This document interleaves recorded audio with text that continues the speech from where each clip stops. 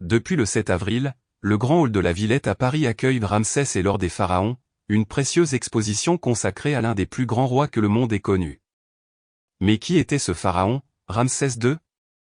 Un règne long de 67 ans.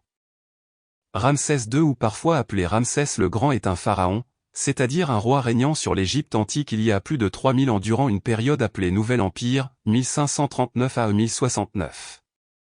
Né aux environs de 1303, Ramsès meurt vers -1212 avant notre ère. Il va régner plus de 67 ans sur l'Égypte et serait mort à l'âge de 90 ans.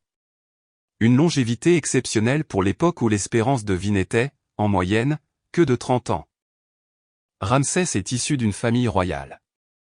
Troisième pharaon de sa dynastie, succession de souverains d'une même famille, il monte sur le trône à la mort de son père Séti Ier, 1294 à 1279 avenue J.C.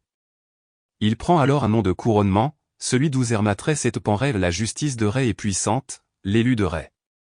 Ré est le dieu solaire, le créateur de l'univers.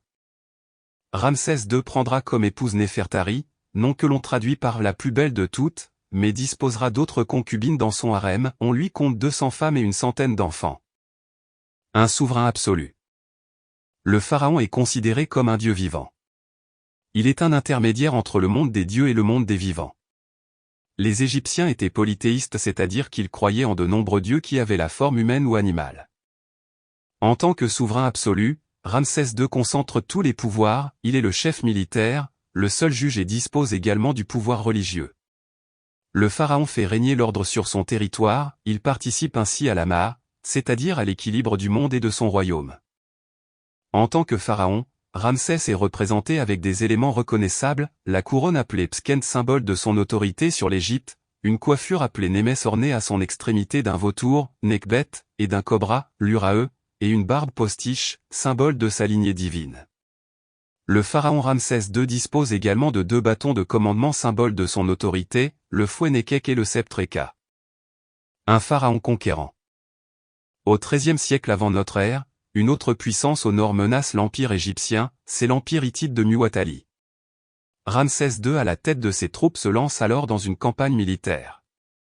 La bataille a lieu en 1274 avant notre ère, près de la cité de Kadesh dans l'actuelle Syrie. C'est l'une des plus grandes batailles de l'Antiquité avec au total près de 70 000 hommes. Face à la ruse de son adversaire, l'armée égyptienne de Ramsès II est mise en difficulté. Mais, grâce à la protection du dieu Amon, l'un des principaux dieux de l'Égypte ancienne, protecteur des pharaons, Pharaon sur son char reprend l'avantage et terrasse ses ennemis. Les récits de la bataille, écrits en hiéroglyphes, sont représentés sur l'ensemble des temples de Ramsès II. Ils mettent en avant la gloire d'un pharaon hors du commun. Un grand bâtisseur de monuments à sa gloire. Pharaon triomphant, Ramsès II raconte la vie de sa famille et de ses exploits sur les murs des immenses et magnifiques bâtiments qu'il a fait construire. Sur la rive gauche du Nil, à Thèbes, capitale de l'Égypte, Ramsès fait bâtir de nouveaux temples comme le Ramesséum qui est un temple construit à sa gloire. Au sud de son royaume, à l'entrée du temple d'Abou Simbel, il fait ériger 4 grands colosses de 20 mètres de haut à son effigie. Ramsès II est enterré à Thèbes, dans la plus grande tombe de la vallée des rois.